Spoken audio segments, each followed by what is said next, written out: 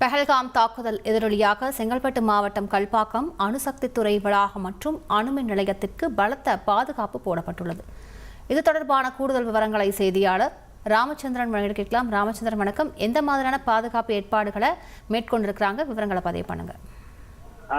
கடந்த சில தினங்களுக்கு முன்பு காஷ்மீரில் தீவிரவாதிகள் தாக்குதலில் சுற்றுலா பயணிகள் 20 பேர் கொல்லப்பட்டனர். இதையடுத்து மத்திய அரசு நாடு முழுவதும் பலத்த பாதுகாப்பு ஏற்பாடுகளை செய்துள்ளது.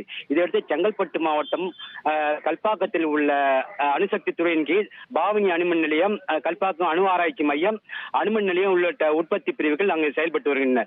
இங்கு தீவிரவாதிகள் தாக்குதலை முன்னிட்டு இன்று அணுமின் நிலையத்திற்கு செல்லும் அனைத்து வாகனங்களும் பலத்த சோதனைக்கு உட்பட்டு உள்ளே அனுமதிக்கப்பட்டன. குறிப்பாக மத்திய தொழிலக பாதுகாப்புடைய சேர்ந்த வீரர்கள், அணுமின் நிலையத்திற்கு செல்லும் பொறியாளர்கள் மற்றும் கான்ட்ராக்ட் ஊழியர்கள் செல்லும் வாகனங்களை, கார், இருசக்கர வாகனம் போன்ற வாகனங்களை நிறுத்தி அணுகுண சோதனை செய்யப்பட்டு உள்ளே அனுமதிக்கப்பட்டு வருகின்றனர். அதேபோல் மாமல்லபுரம், சதுரங்கப்பட்டம் 2 நோயாளி பகுதியும் கடுமையான சோதனை இரவு பகல் பாராமல் இந்த சோதனை மேற்கொள்ளப்பட்டு வருகிறது.